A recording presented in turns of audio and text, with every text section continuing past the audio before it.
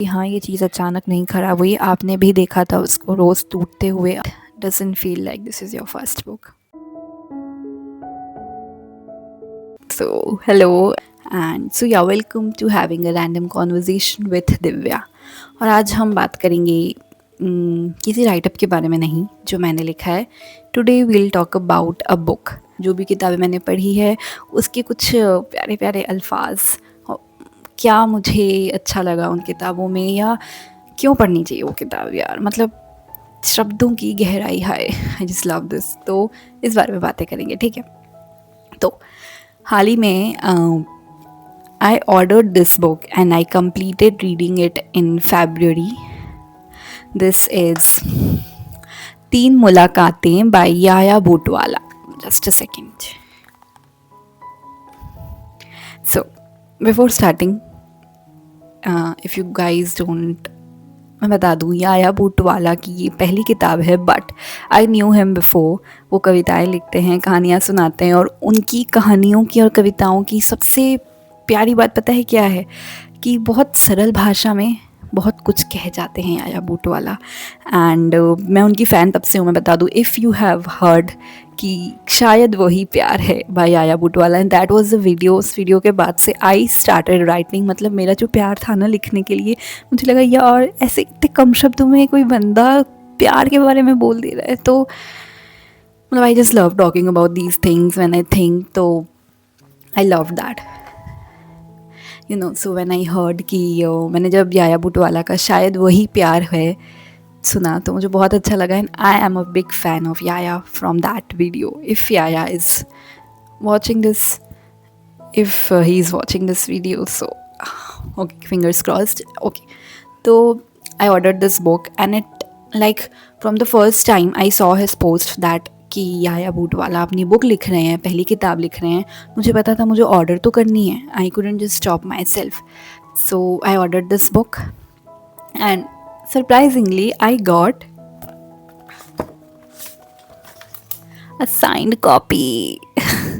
I know this is a so random. मैंने सोचा नहीं था कि मेरे को साइंड कॉपी मिलेगी, but you know, fan love. तो और किताब के स्टार्ट होते ही सबसे पहले लिखा है कि ज़िंदगी का जादू चलता रहे। सो या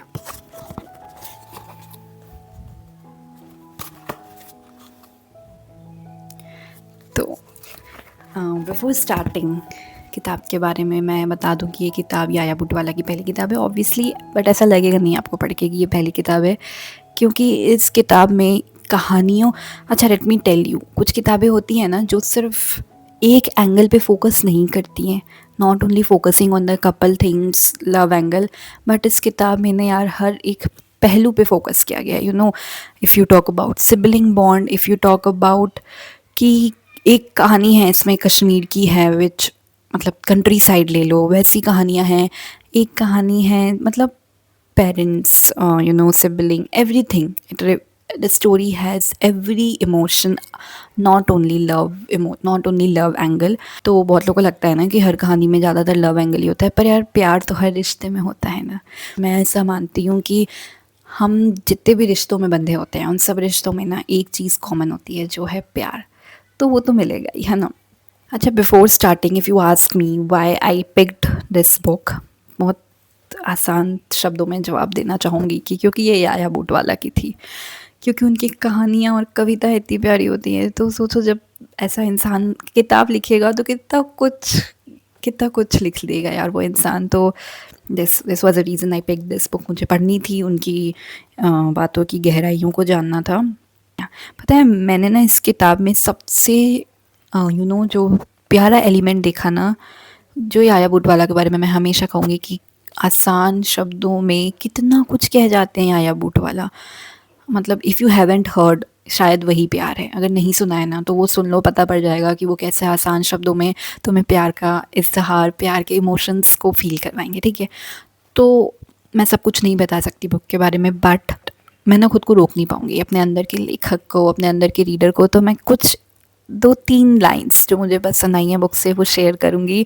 और इतनी गहराई है ना। अच्छा please don't take this video as a proper formal review book का। मत लेना इसको ऐसे, क्योंकि मैं ना एज अ राइटर अल्फाज शेयर कर रही हूँ, ठीक है। मैं एज अ राइटर मुझे क्या लगा वो लाइन्स पढ़ के, हम बहुत खूबसूरत बातें कर रहे हैं और रैंडम कॉन्वर्जेसन कर रहे हैं, कोई स्क्रिप्ट नहीं है मेरे पास, ठीक है। तो प्लीज़ फॉर्मल रिव्यू की तरह मत ले लेना इसको।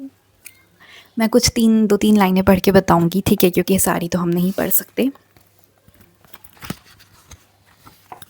अच्छा, इस कहानी के स्टार्ट होते में ही, बुक के स्टार्ट होने में ही जो पहली कहानी है, किताब के शुरू होते ही जो पहली कहानी है ना, उसमें एक बहुत खूबसूरत सी लाइन है कि पहले अलग होने पर रिश्ते ख़त्म हो जाते थे, पर अब लोग प्यार के बाद दोस्ती करने लगे हैं। ये अच्छा तरीका है इंसान को छोड़कर भी उसके साथ रहने का। मतलब if only you can feel the depth of this line. कितना सही लिखा है, हाय। मैंने पढ़ते ही इस लाइन को अंडरलाइन कर लिया था। I am the person who underlines what ever I like, ताकि मैं बार बार जब भी किताब खोलूँ तो मुझे सबसे पहले वो अल्फाज दिखें। तो एक ये अल्फाज पसंद आया था कि अब लोगों ने एक ज़रिया ढूंढ लिया है रिश्ते ख़त्म हो जाने के बाद भी इंसान को, मतलब छोड़ कर भी उसके साथ रहने का। सोचो कितनी आसान भाषा में लिख दिया ना, जैसे कि मैंने बताया था। तो दूसरी बताती हूँ कि क्या फ़ायदा है ऐसे रिश्ते का जिसमें 2 लोगों का फ़ैसला एक ही इंसान कर ले। ऐसा रिश्ता जिसमें 2 लोग जुड़े हैं पर फ़ैसला सिर्फ़ एक इंसान ले, जो दोनों के लिए हो। तो इस बात में कहाँ तक इंसाफ़ है? क्या पता सामने वाले को वो फ़ैसला मंज़ूर नहीं हो। बहुत ही आसान शब्द में बोल दिया यार कि क्या फ़ायदा है ऐसे रिश्ते का कि जिसमें 2 लोगों का फ़ैसला एक ही इंसान कर ले। हाय, मतलब मैं तो भाई ये लाइन पढ़ते ही I couldn't just stop myself from underlining it. तो एक लास्ट में तीसरा एक अल्फाज पढ़ के बताऊंगी, इससे ज़्यादा आई डोंट थिंक मैं पढ़ सकती हूँ ना। मेरा सबसे ज़्यादा पसंदीदा अल्फाज है इस किताब का कि कोई भी चीज़, कि कहते हैं कि कोई भी चीज़ अचानक ख़त्म नहीं होती, वो एक एक दिन करके थोड़ी थोड़ी टूटती है। कि कहते हैं कि कोई भी चीज़ अचानक ख़त्म नहीं होती है, वो एक एक दिन करके थोड़ी थोड़ी टूटती है। इस बात से तो I guess everybody can agree. मतलब मैं एक ओपन माइक के प्रोग्राम में थी एंड जहाँ पे एक लड़की थी जो बात कर रही थी कि उसने कैसे बचपन से बड़े होते तक टूटे हुए रिश्तों को अपने आसपास देखा है, और उसके लिए ना ये अब एक नॉर्मल सी चीज़ हो गई है। It has become very normal for her to see these kind of unhappy relationships around her. तो मेरे जब सामने वाला इस बारे में बात कर रहा था ना, मेरे जहन में एक बात आई कि मैं ऐसा सोचती हूँ, अगेन मेरे अंदर का लेखक, मैं ऐसा सोचती हूँ कि कोई भी चीज़, जैसा कि इसमें कहा गया है कि अचानक नहीं टूटती। हाँ, कभी कभार होता है ना कि जब इफ़ अ रिलेशनशिप एंड्स, कोई रिश्ता ख़त्म हो रहा है तो हम बोलते हैं कि यार ऐसा क्या हो गया कि ख़त्म हो गया अचानक, क्या हो गया कि अचानक ऐसे you are taking this huge step of separation. So I would like to say that अचानक नहीं होता। रिश्ता रोज़ टूट रहा था, धीरे धीरे करके कुछ कुछ होगा, साइंस होते हैं जिसे हम नज़रअंदाज करते हैं। तो धीरे धीरे करके चीज़ें होती हैं, एक दिन डिसीजन आता है। इट्स नॉट कि अचानक कोई चीज़ ख़राब हो गई। कोई भी चीज़ अचानक ख़राब नहीं होती दोस्तों, वो चीज़ रोज़ ख़राब होती है। धीरे धीरे हम इग्नोर करते हैं उन चीज़ों को। If we start working out from that early, अगर हम बहुत पहले से ही उस पर वर्कआउट करना स्टार्ट कर देना, तो क्या पता शायद हाँ वो चीज़ सही हो सके। इसलिए कहते हैं कि it's important to have a conversation.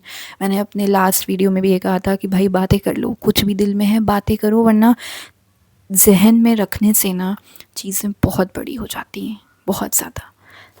तो बातें करो, हैव कॉन्वर्जेसन, क्योंकि अगर हम चीज़ों को इग्नोर करेंगे ना, धीरे धीरे से हमें साइन दिखेगा कि नहीं मे बी इसका कॉन्सिक्वेंसेस अच्छे ना हो, पर हम इग्नोर करेंगे तो I think it is going to be a very not so good for any kind of relationship, I would से।